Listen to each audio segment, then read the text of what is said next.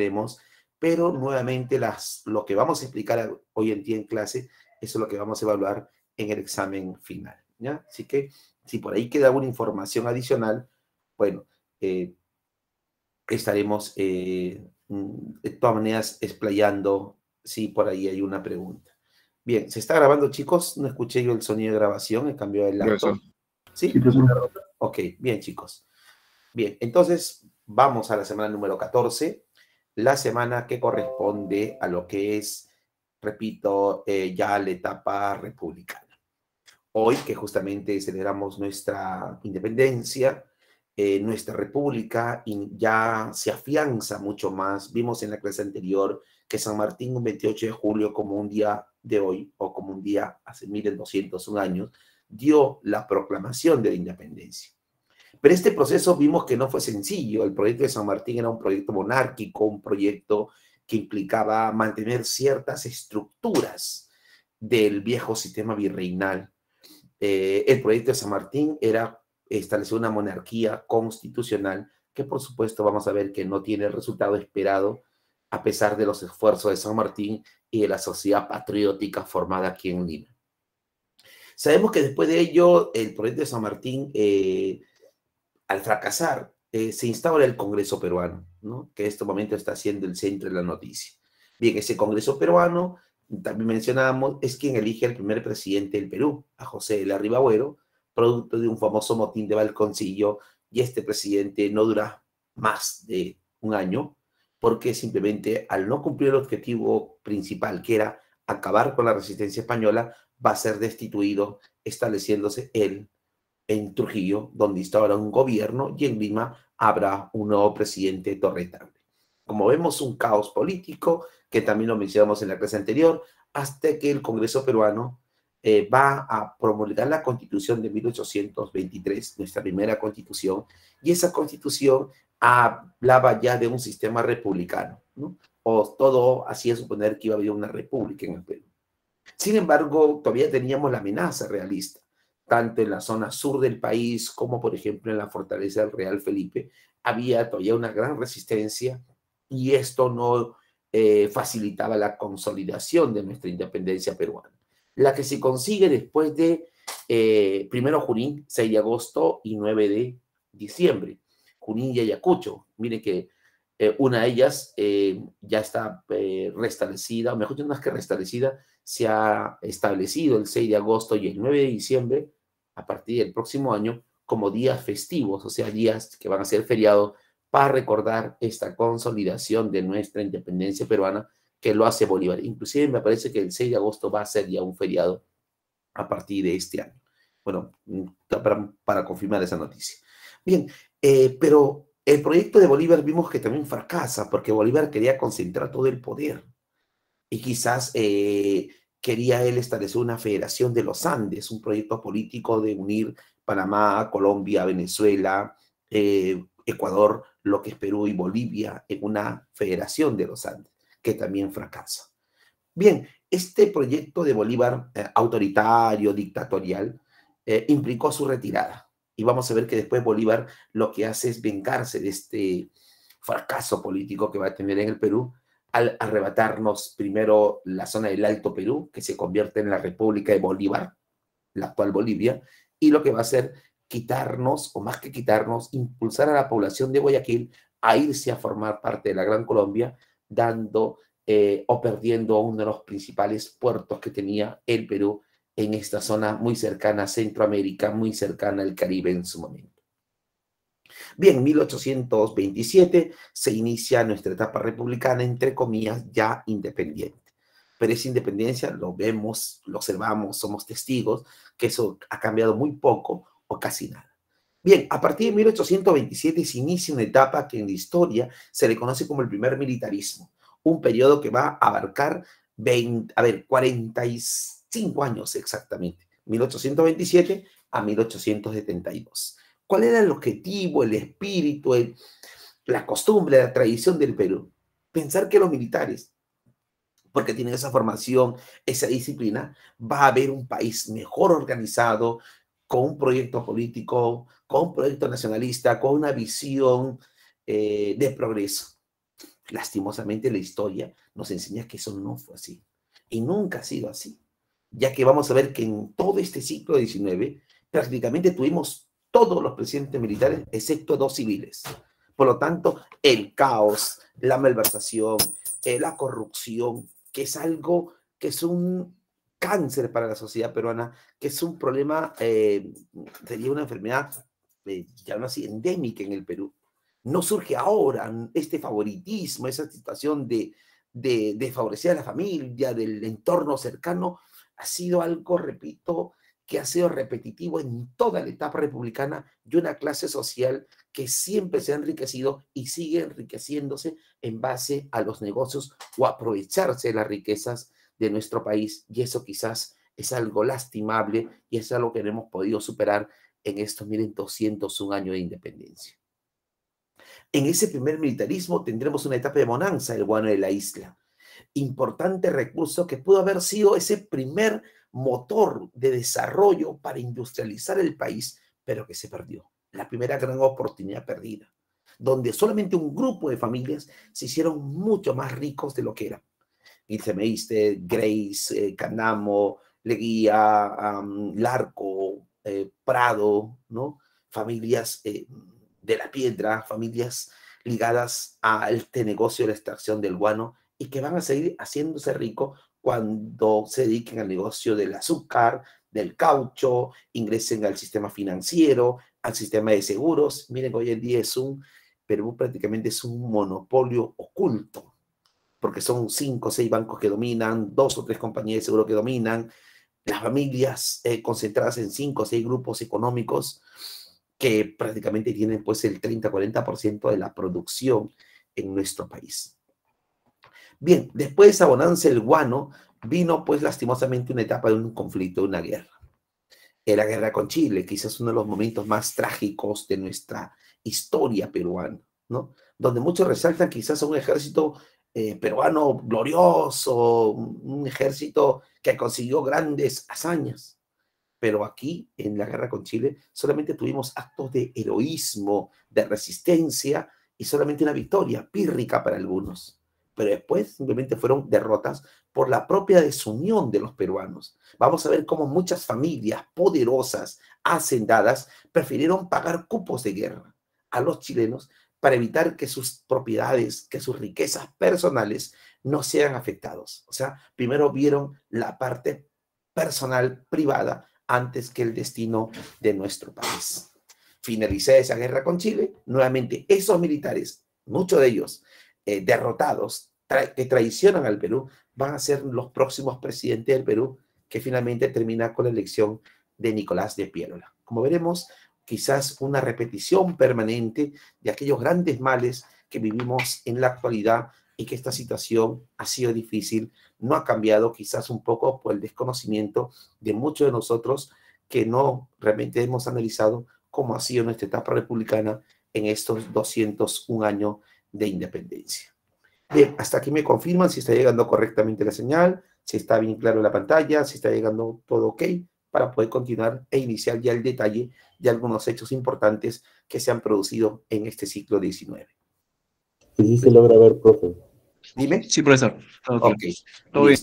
Ok, entonces comenzamos. A ver, el primer militarismo, simplemente, el primer militarismo es la primera etapa de aquellos gobernantes que asumieron la conducción del país. Repito, entre 1827 y 1872. 45 años, todos militares. En ese periodo del primer militarismo vamos a ver una bonanza económica conocida como la prosperidad falaz o conocido como el guano. Miren cómo era el Perú a inicio de la República. Un Perú inmenso, un Perú que a pesar de haber perdido extensiones territoriales, era una extensión mucho mayor a la actual. Hemos perdido en promedio el 40% de ese territorio, especialmente la parte amazónica, tanto en el norte como en la zona del oeste. Bien, ¿cómo se delimitó esas fronteras? Porque acuérdense que toda Sudamérica era el Perú. Bien, en base a 2 principios. El primero, el utis possidetis, que significa que si yo poseo un territorio, a pesar que no es mío, puedo recurrir a ese principio territorial.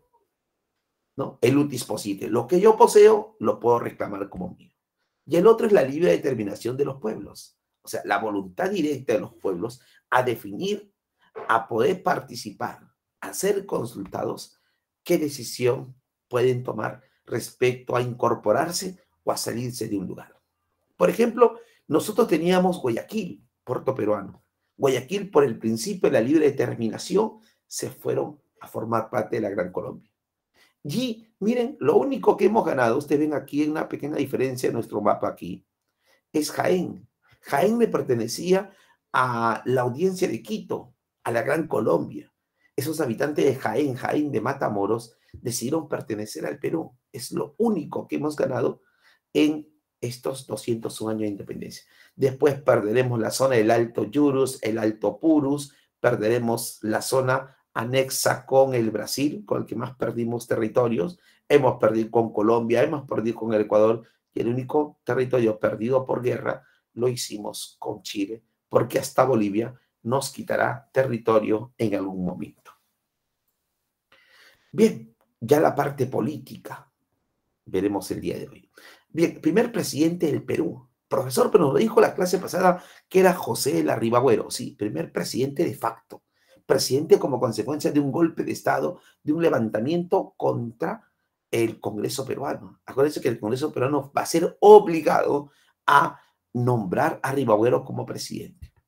Pero ya para 1826, al irse Bolívar y dejando él instalado el segundo Congreso peruano, se va a elegir al primer presidente, José de la Mar.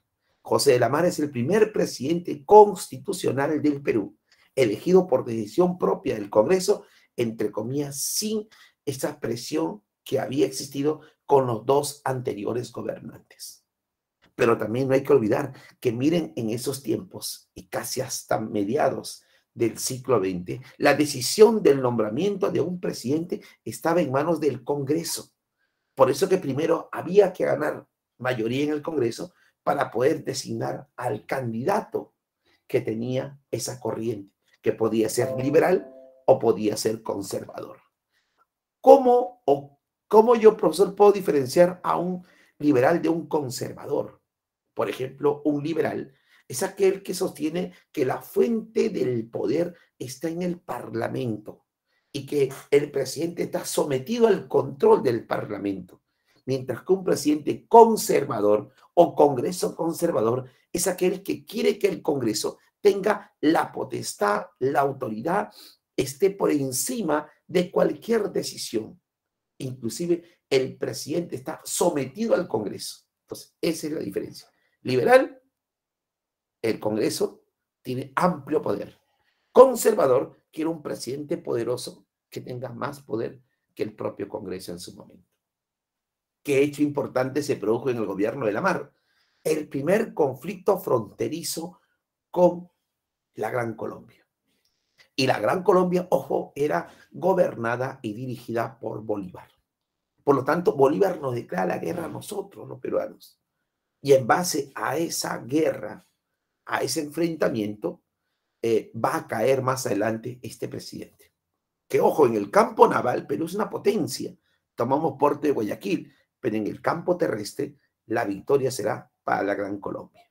Se llegó a un armisticio, se llegó a una situación de negociación. Algo que no le gustó a Agustín Gamarra, que dijo que eso es una traición, por lo tanto, da un golpe de Estado. Como todo típico político, especialmente el peruano, dijo, yo no reconozco, pero da ese golpe de Estado y se hace nombrar presidente. Presidente conservador, que dijo que él no estaba de acuerdo con el armisticio de Piura, ¿no? Esta negociación de paz, pero como él termina de firmando el acuerdo. El primer tratado fronterizo fue el Tratado Larrea-Gual, firmado entre Perú y la Gran Colombia en 1829. A la muerte de Bolívar, que manejaba la Gran Colombia, que era Panamá, Venezuela, Colombia y Ecuador, estos países se disuelven. Miren cómo es la situación de los países latinoamericanos. Solamente se mantenían unidos por Bolívar. Bolívar murió, todos se disolvieron. Por eso que volvimos a tener que firmar un compromiso, un tratado limítrofe con el Ecuador. Nuestro primer tratado fronterizo con el Ecuador será el Tratado Pando Noboa de 1832, siendo este el primer tratado y el país con el que más conflicto tendremos en los próximos años será con el Ecuador. Recién hemos cerrado fronteras con el Ecuador en 1999. Miren, hace muy poco, cuando se firmó el tratado final entre Zamora y el presidente Fujimori en un acuerdo de Itamaraty, firmado a finales del siglo XX. Pero Agustín Gamarra, a pesar que era un conservador, tuvo un gobierno inestable. Tuvo 17 intentos de golpe de Estado, que muchos de ellos fueron debilados gracias al gran carácter que tenía la esposa. Valga comparaciones odiosas. Era una mujer de la que manejaba el país bajo la sombra. Por eso que muchos consideran a la Francisca Ezubiaga, a la Mariscala, como una de las primeras feministas que va a tener nuestra República Peruana. Algo que sí logró Agustín Gamarra, a pesar de muchos golpes de Estado, fue terminar su mandato presidencial. Será uno de los pocos presidentes en todo el siglo XIX que termine su mandato presidencial. Siguiente presidente, liberal Orbegoso. Gobierno débil, porque el Congreso estaba en manos de los conservadores y él era liberal. Por lo tanto, ideas opuestas. Ejemplo, la actualidad. Yo tengo una tendencia diferente a la del Congreso. El Congreso va a utilizar todas las herramientas necesarias para que quien esté en el poder fracase y se vea limitado, y censura de ministros y cuestionamientos. Búsqueda de cualquier situación, por supuesto, que no está al margen de la crisis, que no está al margen de la corrupción. Sí, ese es el famoso gran problema que tenemos en el Perú. No es la falta de recursos. Lean ustedes los informes de la Contraloría General de la República. El 20% de nuestro presupuesto nacional se ve en corrupción. Sencillo, de cada 10 soles que destina el Estado para algún gasto, 2 soles se va en corrupción. Y mientras eso no cambie, va a ser bien difícil que nuestro país progrese. Y eso está desde lo más alto hasta lo más bajo. La corrupción grande de los grandes políticos y la corrupción minúscula del propio ciudadano. Y eso, repito, es uno de los males que ya se ve desde los inicios de la República y, por supuesto, quizás sea una herencia colonial en su momento. Bien, Orbegoso, gobierno inestable. Por lo tanto, el Perú enfrentó una guerra civil dirigida por Pedro Bermúdez, que estuvo a punto de terminar con el gobierno, pero miren la traición. Bermúdez, que tenía como mano derecha a Echenique, Echenique va y pacta con el presidente. Por eso se le conoce como el abrazo de Maquinguayo, a ese pacto entre Echenique y Orbegoso. Por eso que Orbegoso va a Bolivia a encontrarse con Santa Cruz, uno de los mariscales que participó en la capitulación de Ayacucho y en la consolidación de nuestra independencia. Va a haber un pacto entre ambos. Ese viaje de Orbegoso será aprovechado por el famoso Felipe Santiago Salaverry. Salaverry, que se convierte en el primer presidente de facto, pero con una edad que ni siquiera llegaba a los 30 años. Al final, ese pacto entre Orbegoso y Santa Cruz termina con la victoria y el asesinato de Felipe Santiago Salaverry, quien va a ser fusilado. ¿Qué ocurrió después? Como hay una alianza, se va a formar a partir de 1836 la Confederación Peruana Boliviana. La unidad de lo que en algún momento fue el Alto Perú con nuestra nación. Quizás un proyecto importantísimo. Si ese proyecto se mantuviera hasta la actualidad, ambos, Perú y Bolivia, tuvieran en sus manos los ingresos más importantes en Latinoamérica. Porque en el antiguo territorio peruano y en el antiguo territorio boliviano están las reservas de cobre más grandes del mundo. Porque acuérdense que en la actualidad Chile es el primer productor y Perú el segundo.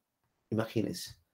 Entre Perú y Bolivia, en la actualidad, aquí en Latinoamérica, es el lugar donde mayor reserva de gas natural tenemos. Si Perú tiene, póngale 2, Bolivia tiene 10. Y si estuvieran juntos, tuviéramos la capacidad energética de poder distribuir a toda Sudamérica con la garantía de esos recursos.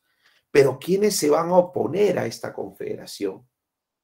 Primero, los que se veían afectados, los externos, Argentina y Chile, pero también los peruanos.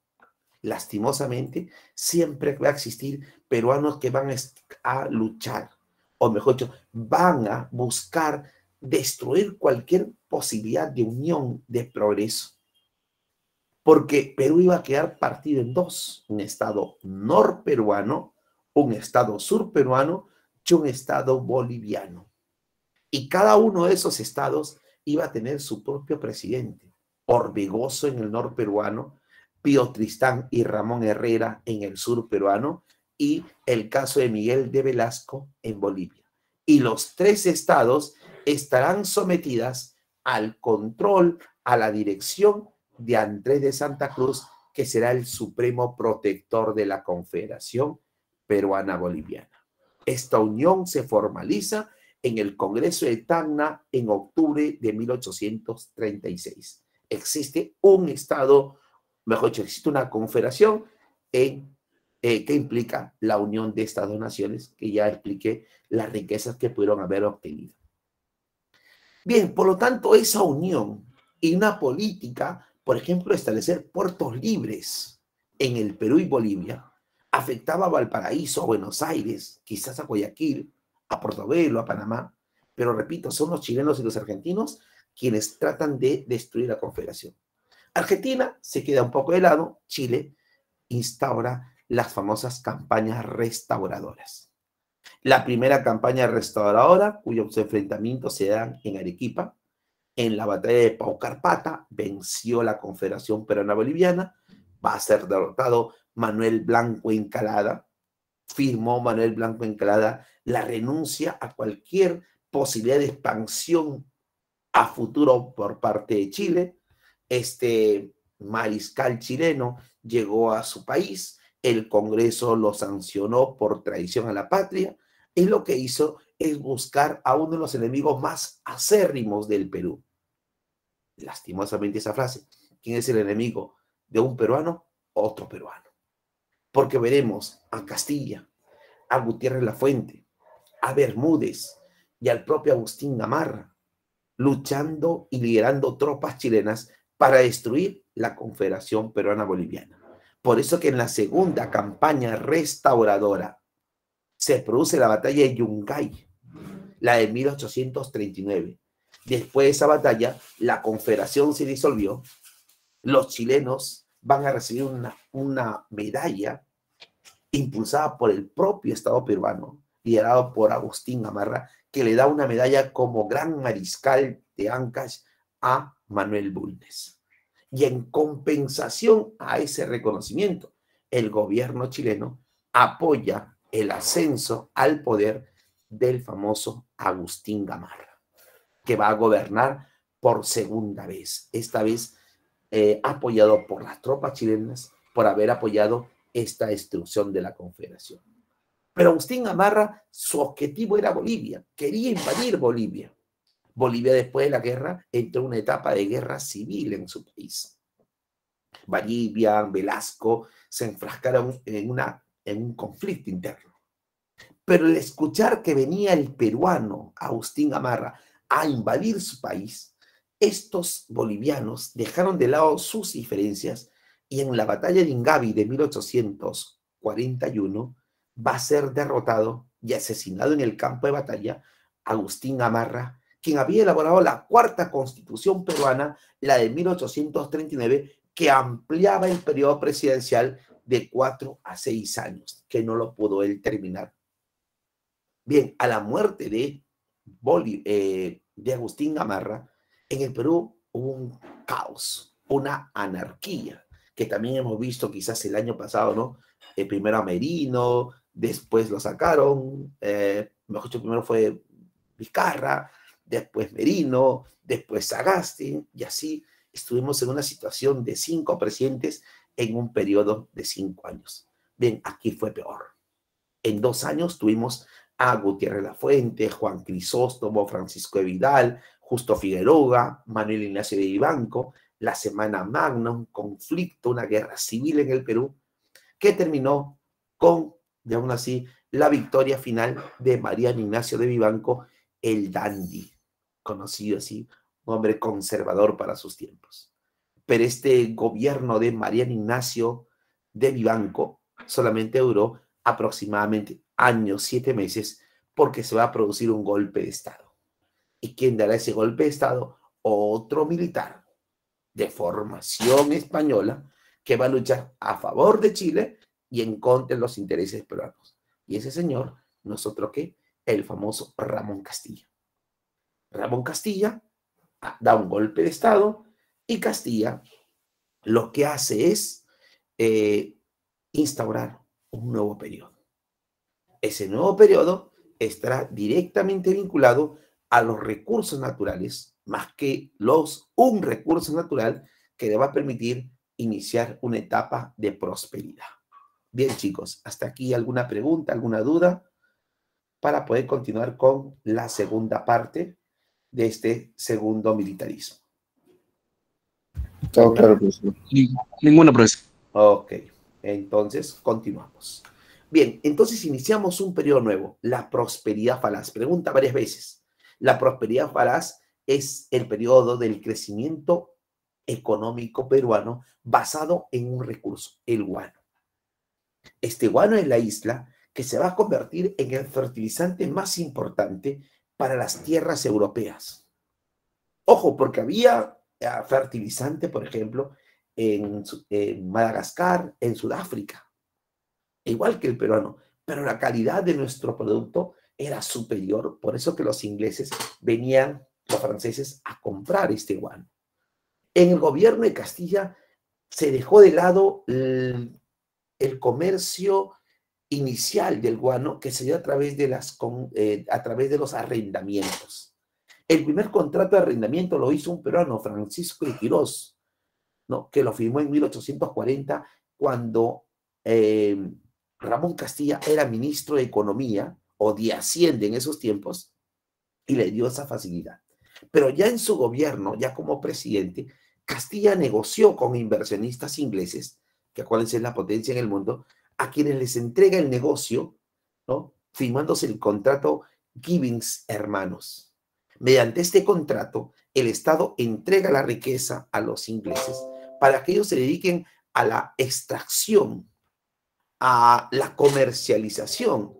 Al final de todo el proceso productivo, el Estado peruano recibía una comisión, ¿no? Por todo esta venta final.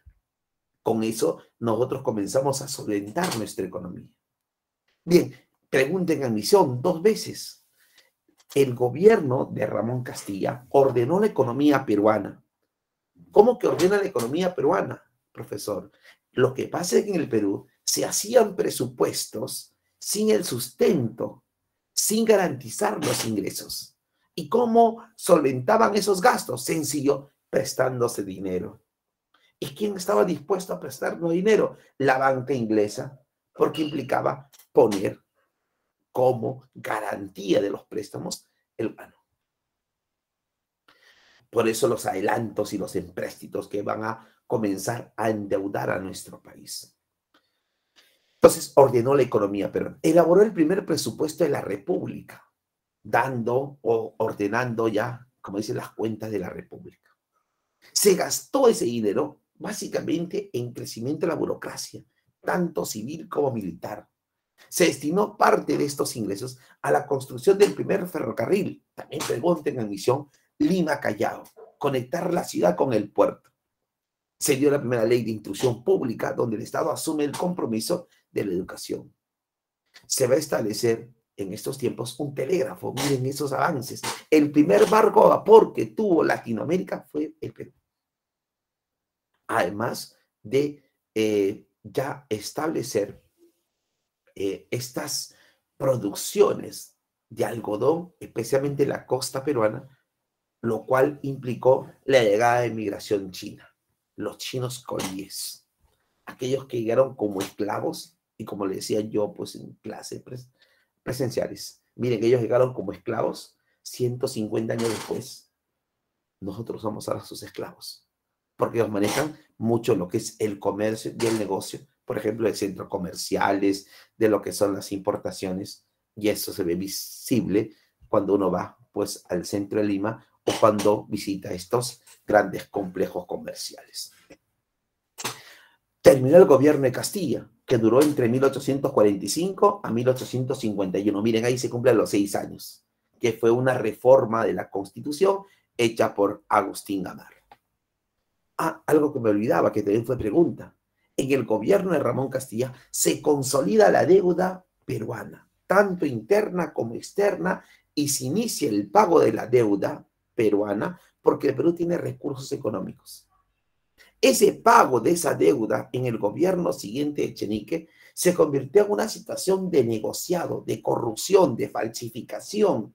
Mucha gente comenzó a cobrar este beneficio sin merecérselo, falsificando, repito, documentos. Cobraban parte de estos pagos de deuda que va a ser aprovechado por Ramón Castilla para más adelante dar un golpe de Estado. En el gobierno de Echenique consideraba que nuestra raza peruana era una raza que tenía cierto retraso cultural y, como todo conservador, pensaba que trayendo al Perú población extranjera, nuestra raza iba a tener una mejora. Por eso que él fomenta la migración alemana austríaca al Perú. Por eso que tenemos en la selva peruana Posuso, La Merced, San Román, Chanchamayo, pero Posuso, por ejemplo, es la colonia de peruanos alemanes como consecuencia de esta migración. Se firmó un tratado de libre navegación por el Amazonas a cambio de entregar un vasto sector amazónico al Brasil, el tratado Bartolomé Herrera da Ponte Ribeiro. Bien, entonces ese escándalo de la consolidación de la deuda implicó un nuevo golpe de Estado. Ese golpe de Estado lo hace Ramón Castilla. En Cuchaca y La Palma, en 1854, derroca al presidente. ¿Y qué va a ocurrir? Va a terminar con el mandato del presidente y va a volver a postular como presidente. Por eso que en el segundo periodo de Castilla, él gobierna 8 años. 8 más 6, 14. ¿Cuánto duró la prosperidad falaz? 27 años. ¿Quién se benefició ampliamente con los ingresos? Los dos gobiernos de Castilla. Bien, en el segundo gobierno, para tener apoyo popular, y aquí me hace recordar quizás ya el fallecido Hugo Chávez, que a su población le acostumbró a no pagar impuestos, a tener servicios básicos, a recibir bonos, a subvencionar alimentos, porque Venezuela era un paraíso, porque tenía sus dólares en base a la venta de su petróleo, recurso natural. La historia te demuestra que eso no es eterno. Bueno, aquí Castilla, para ganarse el apoyo popular, lo que hizo es, a ver, todos los esclavos, vamos a comprarle su libertad. Manumisión de esclavos. Aplaudido por todos, porque por fin iba a haber libertad, pero no una libertad gratuita ni por decreto, sino comprada. Se llamó manumisión de esclavos. Los indígenas pagaban el tributo indígena, un tributo que prácticamente los agobiaba. ¿Qué dijo Castilla? Hay dinero, se anula el tributo indígena. Con eso se ganó a la población indígena, a los mestizos y a los negros. Había dinero, por lo tanto, lo que hizo es alumbrado público, agua potable en Lima, construcción del segundo ferrocarril, esta vez Lima Chorrillos, se estableció el primer mapa del Perú, el primer censo de la República que decía que en el Perú éramos entre 2.5 millones de personas y 3 millones en el Perú. Miren, 3 millones. Hoy en día somos, ya pasamos 33. Hemos multiplicado la población por 10, ¿no? En 200 años. En el segundo gobierno de Castilla se anula ese contrato Gibbons. Los Gibbons van a ser sacados del Perú. Y en el Perú se forman los consignatarios peruanos del guano, los llamados hijos del Perú, familias peruanas, poderosas familias que van a iniciar negocios con el guano. Los ingleses resentidos se fueron del Perú, pero se fueron a Chile. Y ahí inician inversiones. Y vamos a ver cómo el surgimiento de un nuevo recurso, el salitre, genera una guerra. El siguiente gobierno, Miguel de San Román. falleció Miguel de San Román, vino desde Europa el vicepresidente Juan Antonio Pezet. En tiempo de Pezet llegó una misión diplomática naval española, entre comillas, para hacer un trabajo de investigación en la riqueza de nuestro mar peruano. El objetivo no era ese estudio, era apoderarse de las islas guaneras peruanas e intentar recuperar sus colonias americanas. Reacción del Perú, sí, formó una cuádruple alianza. Ecuador, Perú, Bolivia y Chile. Perú financia la guerra. Por eso que vamos a ir consiguiendo victorias y la última fue decisiva, ¿sí? Lo veremos en unos minutos. Pero a Juan Antonio Pezet se le va a acusar de traición a la patria porque él acepta las condiciones que España pretendía, que era apoderarse de la isla de Chincha, que el Perú le pagase la deuda que fue establecida en el tratado en la capitulación de Ayacucho. Perú se comprometía a respetar y dar honores a la bandera española como si fuéramos una colonia. Aprovechando un incidente en Tarambo y la muerte de un trabajador vasco, fue el pretexto, ¿no? Se apodera, entre comillas, la misión diplomática de parte de las decisiones del gobierno, por eso que hay un golpe de Estado. Ese golpe de Estado lo hace Mariano Ignacio Prado. Y Mariano Ignacio Prado es quien se enfrenta a la, en este caso, a la flota naval española en el Callao. El famoso combate del 2 de mayo de 1866, que para muchos implica el fin de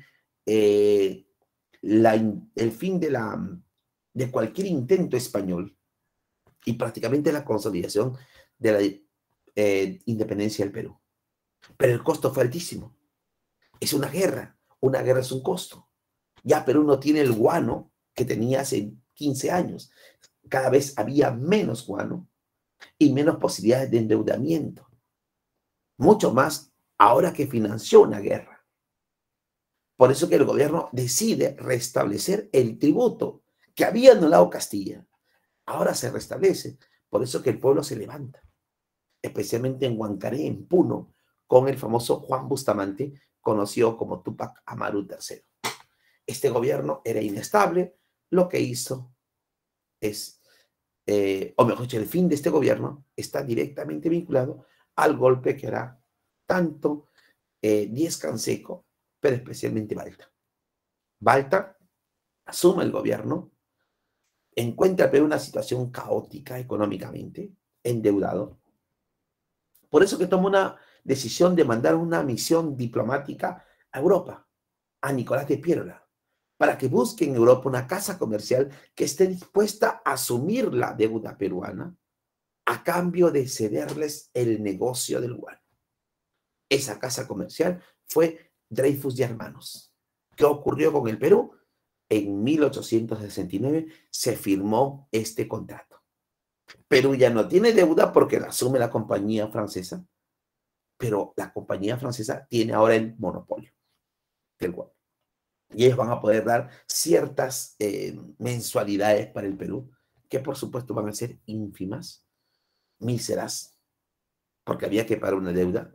Y por supuesto todo inversionista dice, pero Perú, que tiene dinero, recurre a 50 millones de pesos que el presidente Balta asumió. Por eso que el presidente toma decisiones no como ciudadano, sino como representante de todos nosotros. Y él nos endeuda como nos han endeudado en los últimos 5 o 6 años, yo diría hasta 10, sin que ustedes quizás se den cuenta, ya estamos endeudados con más de 50.000 millones de dólares que se solicitó para comprar vacunas, para los bonos, para el Reactiva Perú, y vemos que esta situación no va a cambiar y ya nuestra deuda ha aumentado. Ojo, y eso viene desde la época, inclusive de PPK, de Vizcarra, de Sagasti, eso no ha parado. O sea, que las crisis que tenemos en este momento no es una coyuntura necesariamente de este gobierno, sino es un arrastre de decisiones equívocas que se toman y mucho más con actos de corrupción, como veremos en la siguiente clase, básicamente en esta famosa obra de Odebrecht, ¿no? Donde no se ha pagado pues 1 millón, 2 millones, 3 millones, quizás llegue a 50, 60, quizás 100 millones de dólares en coimas, como ya estas investigaciones han quedado pues, un poco detenidas, ¿no? Que fue el caso de Odebrecht, inclusive un expresidente ya fallecido. ¿Qué hizo con ese dinero, Balta? Ferrocarriles, obras. Y acuérdense que cada peruano, cuando ve a un presidente hacer obras, ve y dice, qué eficiente es ese gobierno. Si supiera que esa obra lo está haciendo con plata pesada, ahí viene el problema, porque después hay que pagar ese dinero. Por supuesto que este dinero para estas obras, para esta era de los ferrocarriles, hecha por Enrico Meis, rápidamente el tercer o cuarto año se acabó. Volvimos a endeudarnos y ya no teníamos bueno. Qué situación caótica. La gente reclama, la gente sale a las calles. Por supuesto, la gente quizás no entiende la situación real de la economía, real de la situación política o del contexto que en ese momento se presenta. Acuérdense que en este momento estamos en una situación de crisis mundial. Inflación tiene Estados Unidos.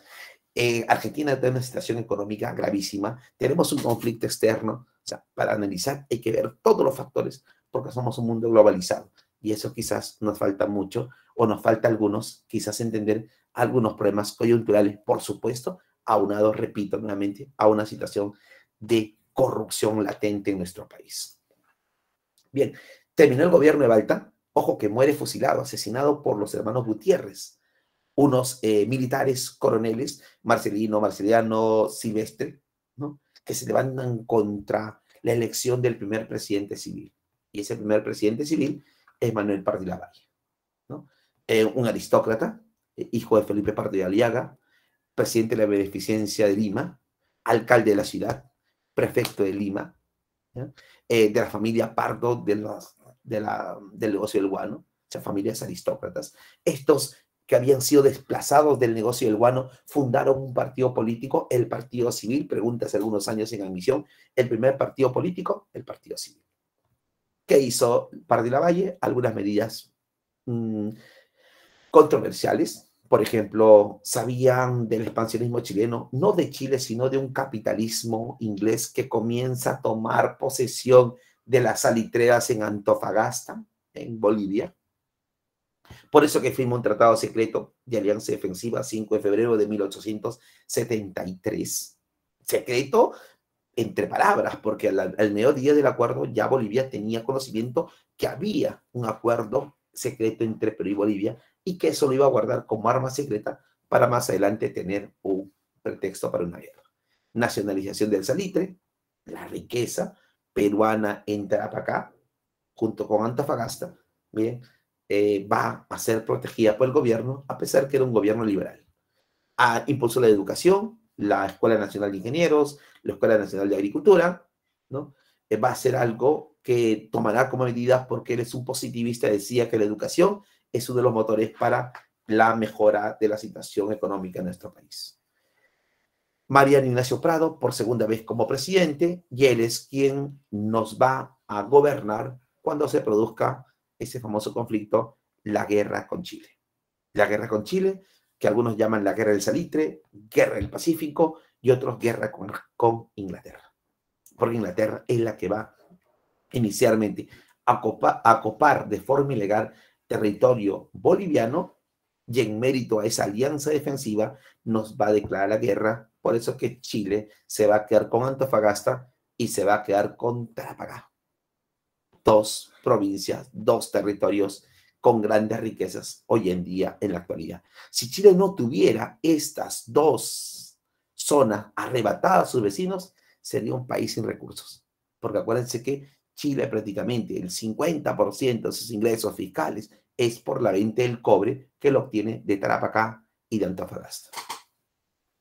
Bien, la campaña marítima, sabemos que lo único destacable ahí fue la acción heroica de Grau con sus correrías, finalmente en Punta Angamos, en octubre de 1879, va a ser hundido y hoy en día es un trofeo de guerra. La campaña terrestre fue derrota tras derrota, excepto la batalla de Tarapacá, que fue la única victoria peruana. Esta batalla de Tarapacá emocionó al presidente Mariano Ignacio Prado, que hizo una colecta, se fue a comprar armas a Europa y embarcaciones. Algunas llegaron después de la guerra y otras simplemente se perdieron en el camino. Por eso será considerado como traidor a la patria y algunos prohibieron su retorno al Perú. nos quedaba un bastión, nos quedaba Lima, que era el objetivo político de Chile, la humillación final. Antes de llegar a Lima, se inició una expedición de Patricio Lynch. ¿Qué hizo Patricio Lynch? Simplemente ir por las haciendas y lugares estratégicos del Perú a bombardear. Y muchas familias, ante el temor de perder sus bienes, pagaron cupos de guerra. O sea, destruyó nuestro aparato productivo. Y una vez que ablandó la costa peruana, se inició la campaña Lima, desembarcando en Lurín y en Chilca las tropas chilenas que ingresaron primero por San Juan, ¿no? Vía El Salvador, San Juan, después Barranco, Miraflores, La Molina, Pamplona, para finalmente nuestra capital caer en manos de los chilenos en enero de 1881. ¿Qué hicieron los chilenos? Buscaron a un peruano que esté dispuesto a firmar la derrota. Ninguno quiso asumir ese compromiso. Por eso Francisco García Calderón inició el gobierno en la Magdalena y ante la negativa de él, lo deportaron a Chile. ¿Qué ocurrió en el Perú? Desbande. Iglesias en el norte, en el centro Cáceres y en el sur Lizardo Montero. De los tres, quien más demostró patriotismo, gracias al apoyo de la gente que en la historia queda como un NN, que fueron las montoneras, Cáceres logró victorias en Marcavalle, Pucara y Concepción. En el norte, la única acción válida y la última resistencia lo hizo el hijo del presidente Leoncio Prado, que fue fusilado. Porque cuando llegaron a la hacienda Montán, que le pertenecía a la familia de Iglesias, es Iglesias quien hace el famoso grito de Montán un 31 de agosto de 1882, aceptando él asumir la dirección del Perú y asumir la negociación final, como fue llamado el famoso Tratado de Ancón, donde queda establecido que Perú pierde Tarapacá a perpetuidad, dejando Tacna y Arica en posesión de Chile con un compromiso de un plebiscito que Chile nunca aceptó su realización hasta 1929, cuando se firma el Tratado de Lima. Y finalmente, la reconstrucción nacional. Terminó la guerra y aquellos militares que traicionan, como fue el caso de Iglesias, va a ser nuevamente restaurado como presidente por los chilenos. Él es quien firma el Tratado de Ancón y él inició la recuperación de Lima, la reconstrucción de la Biblioteca Nacional, y en su gobierno destacó la acción heroica de Daniel Alcides Carrión, un estudiante de medicina que se va a inocular el virus de la verruga, que era un virus que en ese momento arrasaba con mucha población que se dedicaba a lo que era la construcción del ferrocarril central de Lima. El siguiente presidente fue Cáceres, aquel líder de las montoneras, el famoso brujo de los Andes. Tuvo que enfrentar una situación caótica, la depreciación de nuestra moneda, el billete fiscal 15 ha convertido en 1, de 15 a 1, o sea, tenías 15 soles, al día siguiente valía 1 sol. Ese ejemplo más o menos. Perú no tenía recursos, venía una guerra, destrucción de nuestro aparato productivo, prácticamente todo perdido, tiene que negociar. Y es aquí donde se ve el real interés del capitalismo inglés, la firma del contrato Grace. Me entregas el petróleo, la minería, el azúcar, el algodón, la libre navegación, tus ferrocarriles, toda tu riqueza, yo asumo la deuda del Perú. A partir de ese momento, no tenemos ya deuda, pero todo nuestro aparato productivo en manos de una compañía inglesa, Peruvian Corporation. Prácticamente pasamos a depender económicamente de Inglaterra, porque todas nuestras riquezas va a estar en manos de sus inversionistas. Bien, una reelección de Remigio Morales Bermúdez implicó el cumplimiento de los 10 años del Tratado de Ancón, que nunca se cumplió. Se inician las luchas obreras, aparecen las ideas de Manuel González Prada, sus horas de lucha, sus páginas libres en su momento, la elección fraudulenta por segunda vez de Cáceres, que conlleva a una situación de guerra civil, ¿no? Esta guerra civil termina con la intervención del Obispado de Lima, quienes buscan una conversación. Miren, esta guerra civil, la tercera guerra civil que vemos aquí, termina con la renuncia de Cáceres, ¿no? Y una alianza entre el Partido Constitucional y el Partido Civil, en alianza con el Partido Democrático. Bien, tres partidos que eran prácticamente rivales acérrimos van a tener que negociar. Queda una coalición, el partido de Nicolás de Piérola, Partido Democrático y al Partido Civil del expresidente, ¿no?, Pardo y Lavalle, que eran acérrimos, ahora están juntos.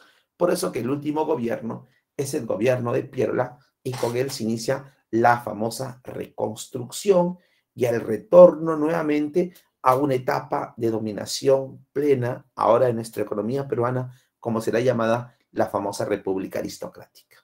Aquí en el gobierno de Pierola, por ejemplo, se instaura la libra peruana, se va a reformar el aparato de recaudación de tributos, la famosa Sociedad Anónima de Recaudación Tributaria, se adopta la libra peruana en similitud a la libra esterlina, justamente por la dependencia económica. Se inicia la creación de un impuesto conocido como el estanco del sal para tener los fondos necesarios tratando de recuperar Tacna y Arica. Se reordenó el ejército peruano, fundándose la Escuela Militar de Chorrillos, y por supuesto en su gobierno habrá ciertas mejoras y ciertos inventos que eran parte de la modernidad del mundo, como el automóvil, por ejemplo, como el tranvía eléctrico, ¿no?, los bancos, las compañías de seguro. Repito, es el paso para lo que conoceremos en la siguiente clase como República Aristocrática. Bien, chicos, dejamos de compartir para poder desarrollar nuestras preguntas de la primera parte de clase del día de hoy. A ver, bien, chicos. La primera pregunta, la alternativa C, José Balti Montero. 2, la alternativa D, la provincia de Tarapacá fue anexada a Chile. 2D. 3, la alternativa C, Juan Antonio Peset. 4, la alternativa A, Agustín Gamarra. 5, la alternativa E, las consignaciones. 6, la alternativa A, un golpe militar de los hermanos Gutiérrez, que quiso impedir la elección de un primer presidente civil. 7, la alternativa A, 7A. 8, la alternativa C, 8 Casa. 9, la alternativa C, Miguel Iglesias. Y 10, la alternativa A, las famosas campañas restauradoras. Bien, chicos, esperando que lo poco que nos queda todavía estos días o esta tarde puedan disfrutar un poco de las celebraciones patrias, aunque usted su objetivo está centrado en el examen. Que tengan ustedes buenos días. Gracias por todo, chicos. Gracias, profe.